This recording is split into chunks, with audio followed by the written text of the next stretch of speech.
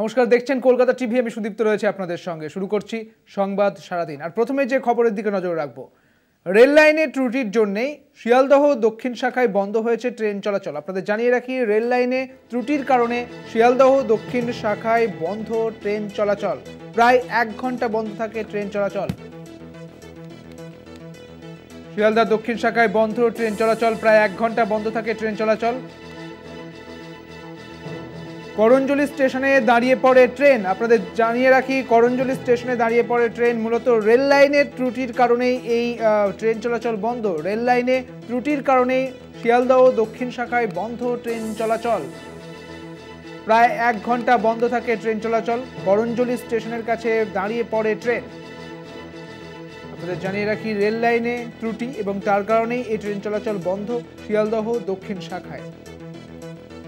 আমাদের সঙ্গে রয়েছেন আমাদের প্রতিনিধি কোয়েল মণ্ডল। কোয়েল, রেল লাইনে ত্রুটির কারণেই শিয়ালদহ দক্ষিণ শাখায় বন্ধ ট্রেন চলাচল, এখনো পর্যন্ত কি আপডেট রয়েছে? প্রথমত দেখো সুদীপ্ত, জানিয়ে রাখবো এই মুহূর্তে ট্রেন চলাচল কিন্তু স্বাভাবিক হয়েছে এবং যেমনটা খবর সামনে এসেছে, রেল লাইনের ত্রুটির কারণে শিয়ালদহ দক্ষিণ শাখার নামখানা লাইনে প্রায় 1 ঘন্টার কাছাকাছি বন্ধ ছিল ট্রেন চলাচল। যেমনটা খবর, আজ সকালে 7:30 নাগাদ শিয়ালদহ দক্ষিণ শাখার যে নামখানা লাইন, সেই লাইনের করঞ্জলি স্টেশনের কাছে রেল লাইনে আচমকা ত্রুটি দেখা দেয় এবং যার কারণে নামখানা শিয়ালদহ আপগামী যে ট্রেন, সেই ট্রেন দাঁড়িয়ে পড়ে। প্রায় ঘন্টাখানেক ট্রেন দাঁড়িয়ে থাকে রেল লাইনের ওপরে। যদিও অল্প সময়ের মধ্যে ঘটনাস্থলে রেলকর্মী এবং আধিকারিকরা পৌঁছয়, দ্রুততার সঙ্গে সমস্যা কাটিয়ে ইতিমধ্যেই পুনরায় ট্রেন চলাচল স্বাভাবিক ছন্দে ফেরে। বেশ, অনেক ধন্যবাদ কোয়েল তোমাকে।